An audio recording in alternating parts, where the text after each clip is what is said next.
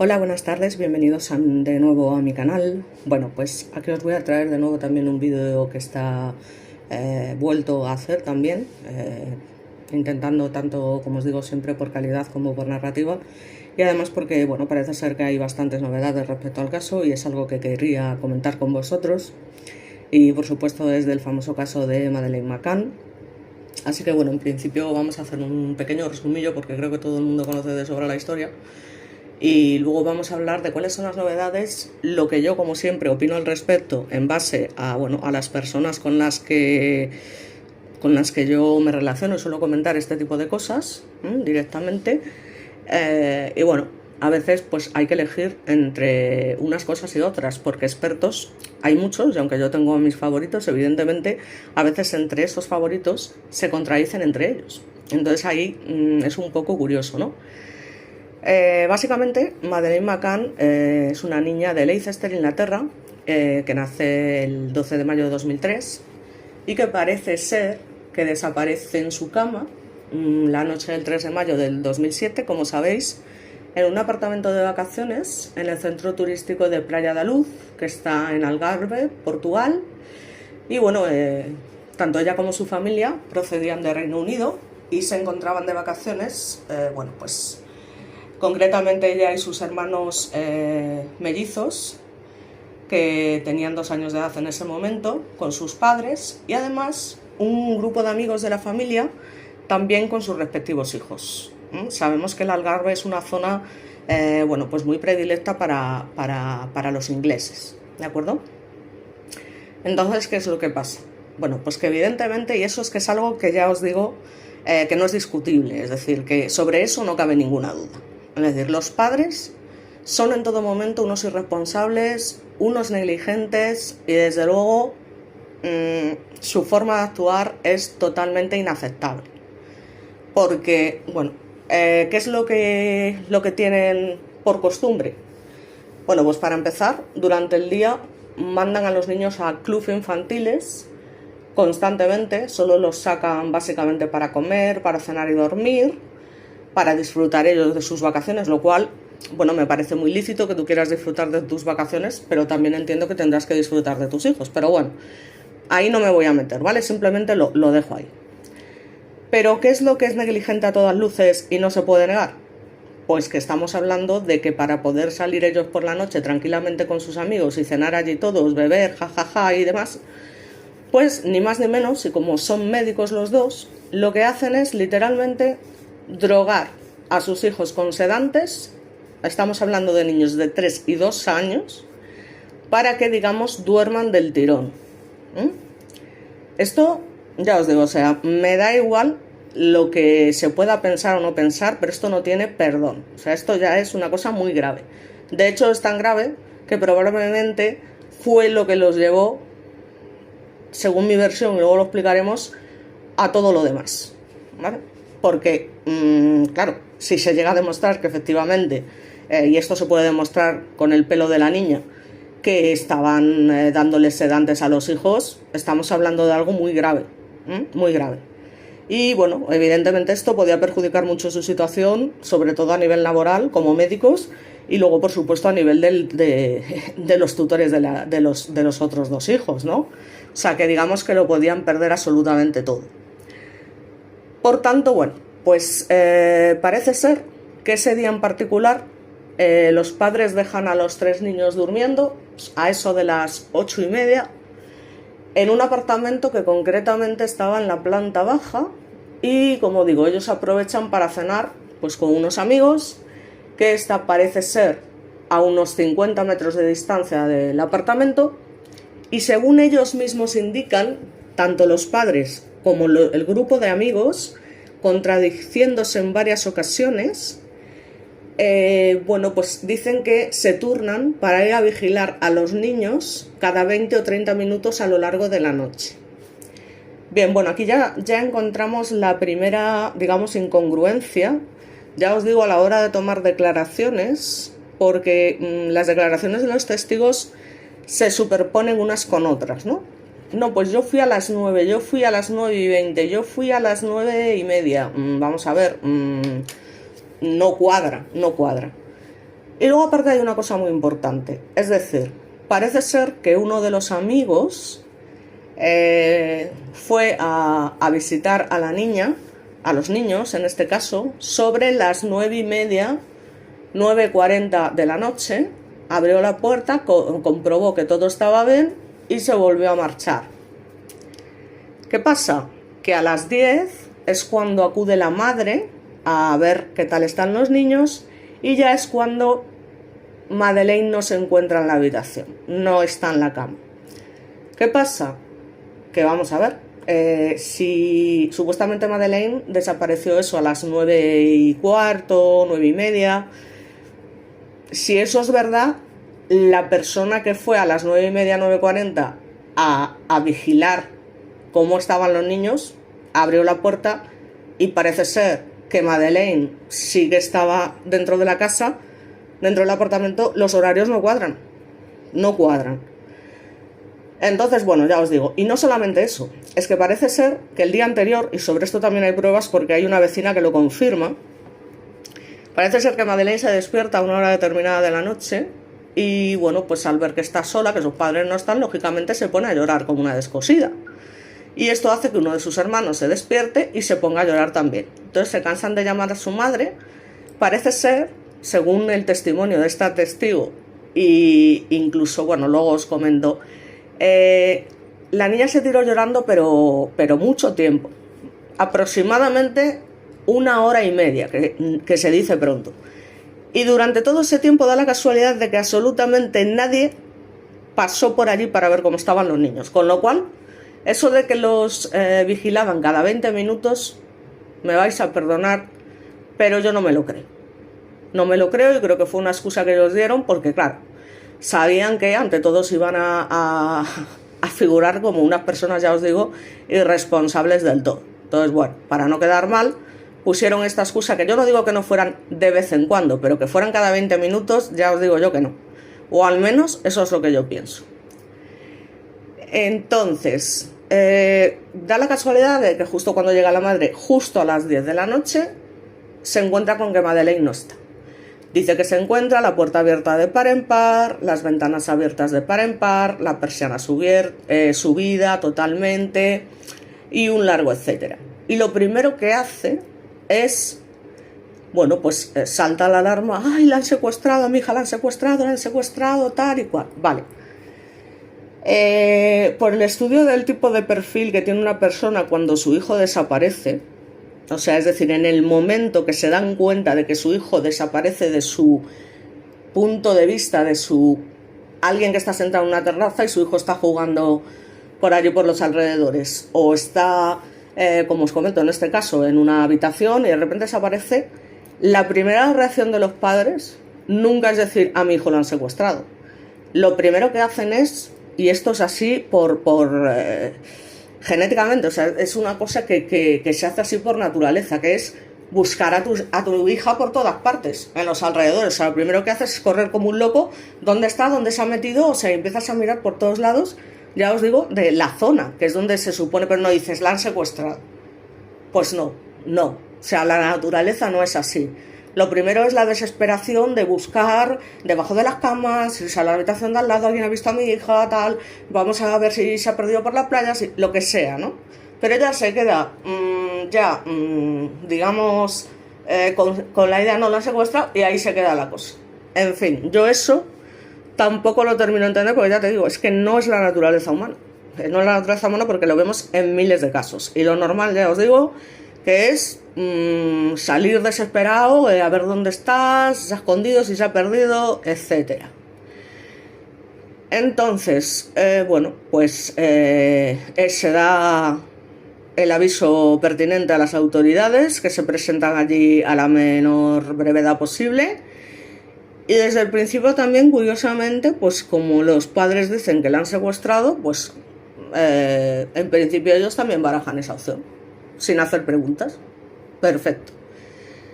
El caso es que desde un principio a las autoridades, una vez que han interrogado tanto a los padres como al resto de amigos que estaban allí, no les terminan de cuadrar porque se contradicen, ya os comento, las declaraciones que están dando al respecto. O sea, no tiene No tiene lógica, se pisotean unos a otros, unos dicen que a una hora, los otros a la misma hora, es decir, ¿en qué quedamos? O sea, ¿en qué quedamos? Porque no tiene ningún sentido.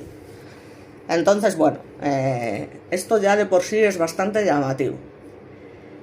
El tema, bueno, pues es, ya os digo, que el día anterior, como os comento, que la niña parece ser que estuvo como 1 hora y media llorando, la madre, cuando es interrogada, digamos que se involucra a sí misma un poco cuando efectivamente le cuenta a las autoridades que el día anterior, o sea, que ella está convencida que ha sido secuestrada porque el día anterior la niña estuvo llorando mucho tiempo e incluso al día siguiente le preguntó: ¿por qué no viniste cuando mi hermano y yo lloramos anoche? Con lo cual ella misma está confirmando que para que los niños estuvieran llorando y durante tanto tiempo es porque no estáis yendo cada 20 minutos a vigilarlos. O sea, es que para mí eso está claro. Entonces, en fin, yo es lo que digo. O sea, ahí lo dejo. Y ya os digo, yo me puedo equivocar. Y si me equivoco, yo no voy a tener ningún problema en rectificar. Porque la verdad absoluta no la tiene nadie. Por ahora. Porque no hay suficientes pruebas, aunque desde luego sí que hay indicios, que veremos también, para confirmar nada. Pero bueno, ahora veremos el tema porque tiene mucha tela. En fin, se toma como válida la opción del secuestro, se empieza a investigar, pues esto pues lógicamente lleva su tiempo porque son muchos interrogatorios, son confirmaciones de muchas pruebas y bueno, van pasando los días y demás, se intenta y lógicamente se registran a fondo lo que es el apartamento en sí. La primera incongruencia que también es importante es que era imposible que alguien desde fuera o pudiese, digamos, abrir la ventana y la persiana. Literalmente eso era algo que resultaba imposible, ¿no? Con lo cual eso es lo primero que pone a las autoridades en alerta, que no es factible, ¿vale? Por el motivo que sea, parece ser que no es factible y que no concuerda con lo que cuentan los padres, ¿no? Entre otras muchas cosas. Luego se demuestra también que los padres realizan una modificación de los muebles del apartamento, ¿vale? O sea, que los cambian de sitio, literalmente. Entonces, claro. Bueno, entonces ya os digo, o sea, eso está demostrado. ¿De acuerdo? Que cambian de lugar los muebles. Ya me diréis qué necesidad tenían los padres de cambiar los muebles de sitio. O sea, es que no tiene ningún sentido. Si tú cambias los muebles de sitio es porque tienes algo que ocultar. Es decir, las cosas no pasan porque sí ni por casualidad, ¿vale? O sea, que es que eso es un indicio como mínimo, por no decir una evidencia de que hay algo ahí que los padres están ocultando. O sea, eso sin ninguna duda. Y además, ya os digo, según va avanzando la investigación, a la vez que va pasando el tiempo, parece ser que cuando se hace un estudio exhaustivo de lo que es el apartamento, bueno, pues resulta que encuentran restos de sangre, salpicaduras de sangre justo en la parte que está entre el sofá y la ventana. Es decir, que cabe la posibilidad de que por accidente y porque evidentemente estaba muy drogada, la niña se despertase, al verse sola y no encontrar a sus padres, intentó de alguna manera quizás salir por la ventana, pero bueno, todo esto efectivamente son especulaciones, de forma que por el motivo que sea la niña se cayó entre el sofá y la pared y bueno, pues allí quedó herida o murió directamente, eso no lo podemos saber, pero desde luego ahí las manchas de sangre están. Con lo cual, sí o sí, la niña, si no murió en el apartamento, sí quedó mal herida, sin ninguna duda. Y esto también es algo que no se puede negar. O sea, la evidencia es la evidencia. Los padres ponen además como excusa cuando se les pregunta por esto, oye, mira, ya que hay restos de sangre, son salpicaduras además, o sea, salpicaduras de haberse dado un golpe y demás, que no estamos hablando de una manchita de sangre en concreto. Y los padres cuentan nada más y nada menos, y ya me diréis si esto no es película americana, que parece ser que es porque a Madeleine le picaban mucho los mosquitos. Pero vamos a ver, me vais a perdonar, pero es que esto ya es para no echar gota, o sea, quiero decir, ¿en serio? O sea, ya es tomar por tontos tanto a las autoridades como al resto de la sociedad, o sea, que le picaban los mosquitos. Y por eso me está diciendo usted que hay unas salpicaduras de sangre con un patrón determinado en la pared que se encuentra entre el sofá y la ventana. Es que eso no se lo creen ellos ni locos, y las autoridades tampoco, lógicamente. Entonces, bueno, pues al ver esto deciden bueno, pues seguir investigando, y también parece ser que en el coche que estaba utilizando, o que utilizaba habitualmente la familia para desplazarse, que era lógicamente un coche de alquiler, también se encuentran restos de sangre en el maletero. Bueno, pues yo creo que ya ahí tenemos indicios más que suficientes, al menos para pensar que los padres no están contando la verdad. No la están contando. ¿El motivo? Pues ya os digo, yo lo tengo claro, pero como os comento, me puedo equivocar. El caso es que, bueno, las autoridades portuguesas cada vez van, digamos, cerrando más el cerco en contra de los McCann, cada vez tienen más indicios, alguna evidencia, y total, que nos metemos ya en el mes de septiembre y definitivamente las autoridades portuguesas llaman a declarar como sospechosa a la madre de Madeleine y la tienen allí durante 9 horas interrogándola sin parar. Parece ser que también en presencia de Jerry McCann, que era el padre. La tienen durante 9 horas y definitivamente deciden que efectivamente tiene que ser detenida por las sospechas.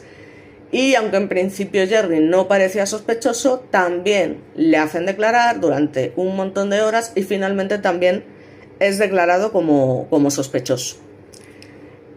Entonces, bueno, pues cuando tienen ya prácticamente y se va a empezar la investigación más a fondo, resulta que hay una, digamos, especie de ley que permite a esta gente, porque no es de esa nacionalidad, poder regresar a su país y ser, digamos, investigados desde su país directamente.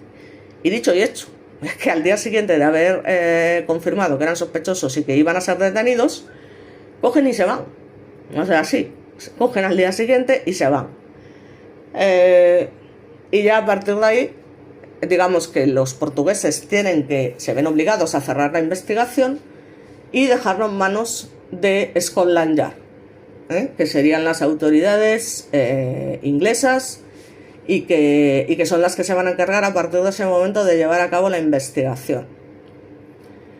Pero ante esto hay una cosa muy importante y que yo es lo que más, también una de las cosas que más me llaman la atención, y desde luego es el testigo principal para mí, que es, bueno, pues un señor, el señor Smith, que ve la misma noche de la desaparición a un señor que lleva a una niña de las características de Madeleine en brazos, con un pantalón beige y una chaqueta marrón. Lleva también un pijama del mismo color que llevaba Maddie esa noche, concretamente un pijama rosa, y le parece que la niña está dormida. Al señor no es capaz de reconocerlo porque no sabe quién es, pero lo que le resulta o le llama la atención es que a esas horas de la noche se dirijan con la niña, ya os digo, entre 9:30 y 9:45, con lo cual a las 10 Madeleine ya no estaba, o sea, cuando llegó su madre. Lo ve con esta niña y le sorprende que se dirigen hacia la playa en lugar de hacia la habitación, cuando se supone que es una niña pequeña que está dormida y que lo que vas a hacer es llevarla a dormir. Pues no, se dirigen a la playa. Vale. yo ya os digo,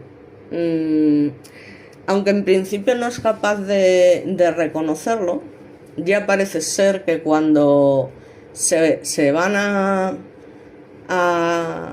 ir a trasladar a Inglaterra para seguir allí con la investigación y demás, y porque tienen bastantes contactos, pues precisamente este señor se queda estupefacto cuando ve a los McCann cargando el coche y cada uno de ellos lleva en los brazos a uno de sus hijos mellizos. Entonces, en ese momento, cuando el señor ve la escena, se queda paralizado porque en ese momento se da cuenta, al ver al padre, a Jerry, con uno de los hijos en los brazos, que es el hombre que él había visto esa noche, cargando con la niña. Entonces ahí, claro, pues se queda alucinado, ¿no? Porque claro, esa escena es tan similar a la que vio que dice, jolín, dices, es este hombre, efectivamente, el que yo vi. Y además se encuentra, entre otras cosas, un pantalón beige también en el apartamento, que a ver, esto como tal no es ninguna prueba, lógicamente, o sea, pantalones beige debería tener muchísima gente. Pero quiero decir que el pantalón existía, ¿no? Entonces, ya os digo, son un montón de indicios, un montón de cosas, y ya os digo, lo de la sangre ya no es un indicio, es que es una evidencia. O sea, está claro que la niña o bien se golpeó allí por accidente, o bien por un homicidio imprudente, o bien porque efectivamente alguien entró y la asesinó. Bueno, ya os digo, mi teoría es que la niña drogada se despierta, por lo que sea se sube al sofá para intentar llegar a la ventana y se cae y fallece. Entonces, claro, cuando se encuentran con esta situación, los padres, que ya os digo, tienen muchísimo que perder y tal, deciden deshacerse del cuerpo porque, claro, no tienen otra opción. Es decir, tienen la opción de decir la verdad, que es lo que deberían haber hecho, por supuesto, pero que por todo lo que tenían que perder, por no perder a sus otros dos hijos, por seguir manteniendo su estatus social, sobre todo en Inglaterra, además, pues deciden que lo más inteligente es, en este caso, permanecer en silencio y ocultar el cuerpo. Bueno, es la teoría que más me creo.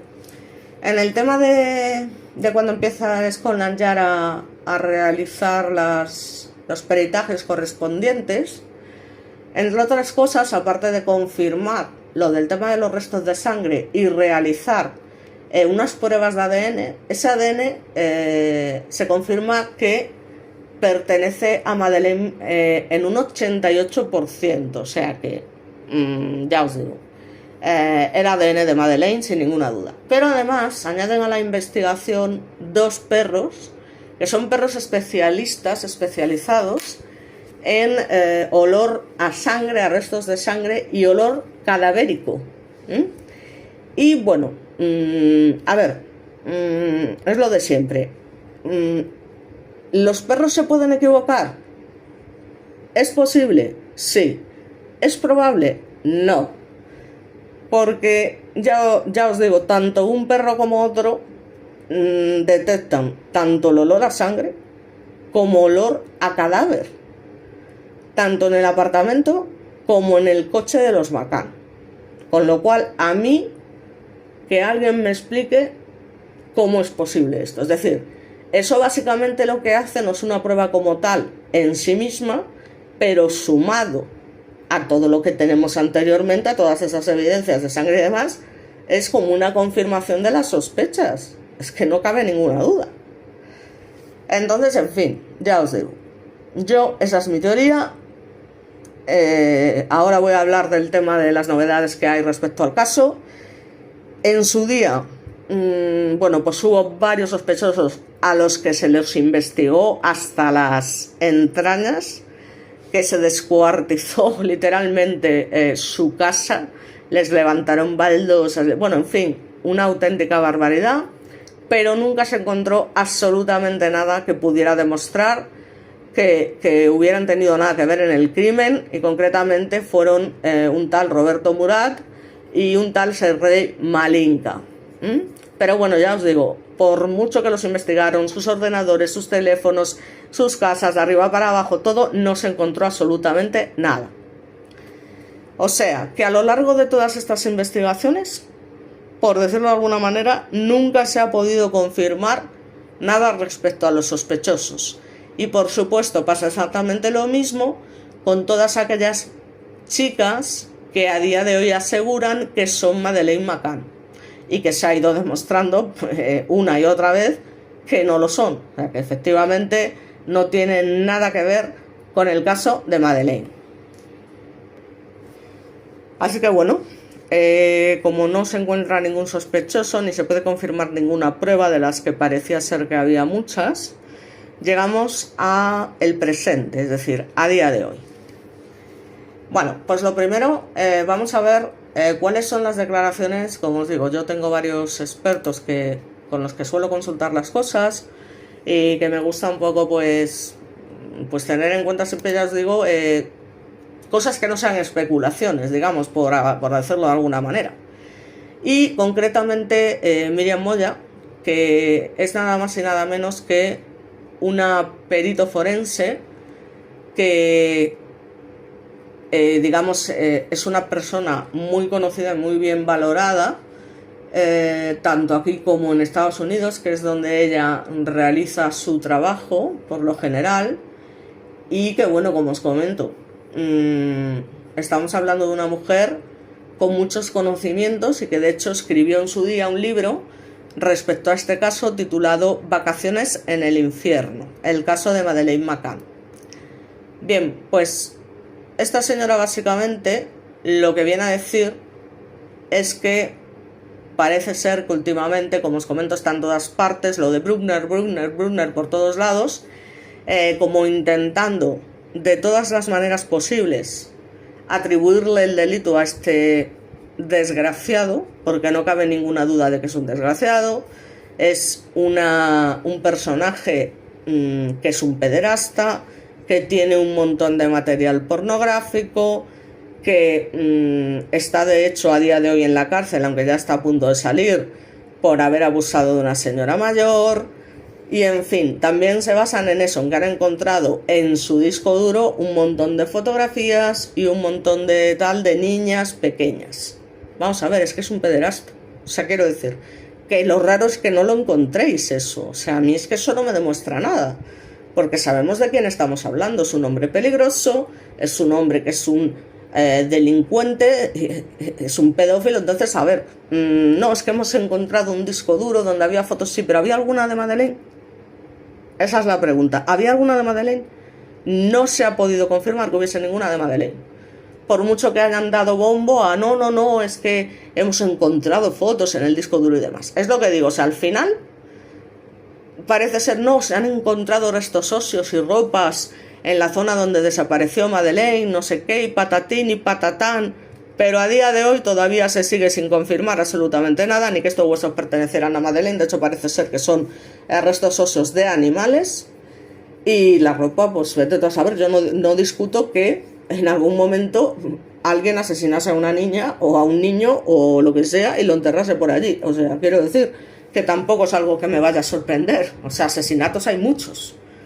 Pero total, que a día de hoy no hacen más que darle bomba, que han encontrado, y como que ya lo tuviesen tal. Y el caso es que todavía, ya os digo, es que no se puede confirmar. Y esto es básicamente lo que viene a decir esta perito forense, que sigue manteniendo que, ya os digo,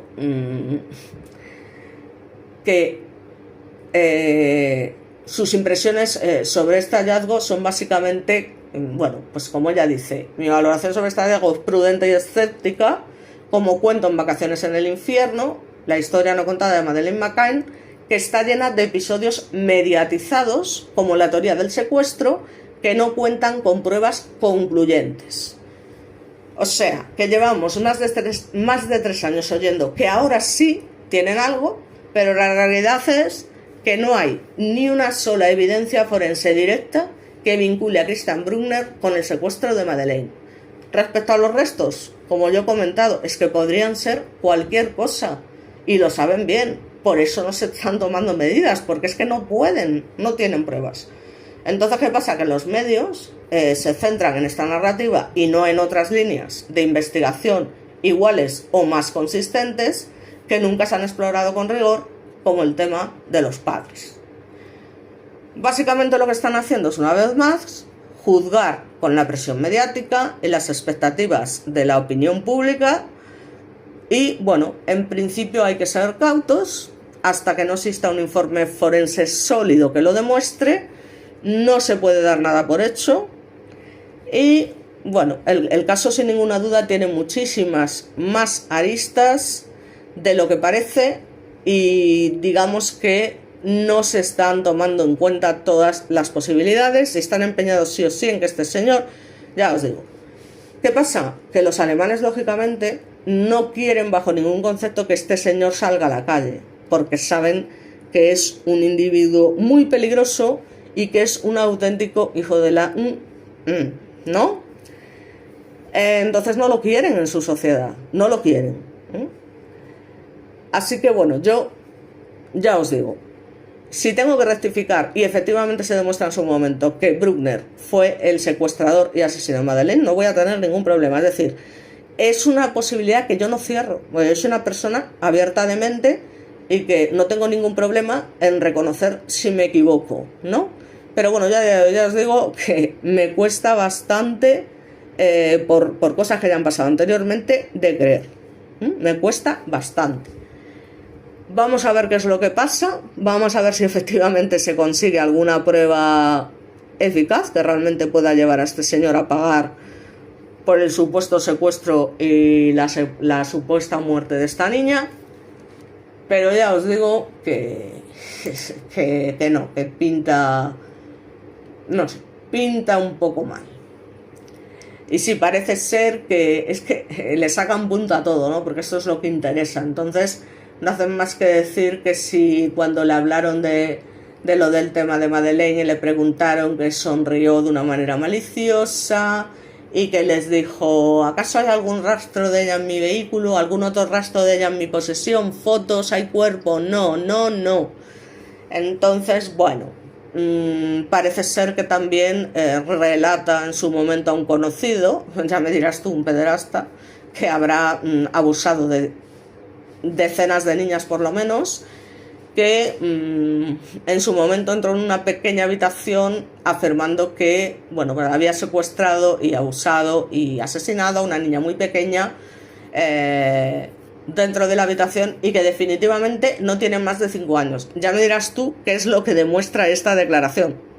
O sea, es que no demuestra absolutamente nada, pero absolutamente nada. Así que bueno, ya os digo, por ejemplo, mi otro contacto con el que suelo consultar también este tipo de cosas, que es Félix Ríos, sí que piensa que es una opción factible que Bruckner pudiera ser efectivamente culpable de este tema. Yo ya os digo, tanto Miriam Moya como Félix Ríos como algún otro criminólogo de prestigio son para mí ejemplos sin ninguna duda, pero en este caso me voy a inclinar más por lo que indica Miriam Moya, porque ha estudiado en concreto este caso a fondo, porque ha escrito un libro y porque, os digo, no estamos hablando de cualquiera. Estamos hablando de una experta de las de verdad. De las de verdad. O sea, que además, ya os digo, que no solamente trabaja en España, sino que trabaja en Estados Unidos. Sabe perfectamente cómo nos las gastamos aquí, en general. De hecho, como sabréis, es la autora de un libro que os recomiendo, que es La última palabra de Marta, que ha salido recientemente al mercado, en el que, como digo, ella no lucubra, ella no juzga, ella simplemente narra los hechos y las evidencias. Es lo que hace, o sea, nada más. Es lo que se dice, la evidencia no se puede negar, es la que es, punto y pelota. Así que bueno, para no enrollarme más, cada uno, como digo siempre, que opine lo que buenamente le parezca. Todo el mundo está en su derecho de opinar, pero yo ahí dejo mi opinión como siempre, que si luego me equivoco, pues nada, os diré, pues mira, al final resulta que sí fue este señor. Pero las evidencias están ahí. Los perros están ahí. No, que los perros se equivocan, que los perros... Bueno, pues los perros, según Miriam Moya, no mienten. Y yo también lo creo. Qué casualidad que los dos perros se hayan encontrado tanto restos de sangre como del olor a cadaverina, ¿no? En estos sitios en particular, que los padres moviesen los muebles, que la hora a la que llegó la madre fue cuando se dio cuenta de que Madeleine McCann no estaba, cuando realmente la niña había sido vista por este señor Smith entre 9:30 y 9:45 por un señor que la llevaba a la playa en esa hora. Que se baraje desde el primer momento el tema del secuestro, cuando lo primero que haces en la desesperación, ¿dónde está la niña? Miras hasta, ya te digo, hasta debajo de las camas, llamas a las habitaciones de todos los apartamentos, ¿habéis visto a una niña? O sea, por naturaleza esto es así.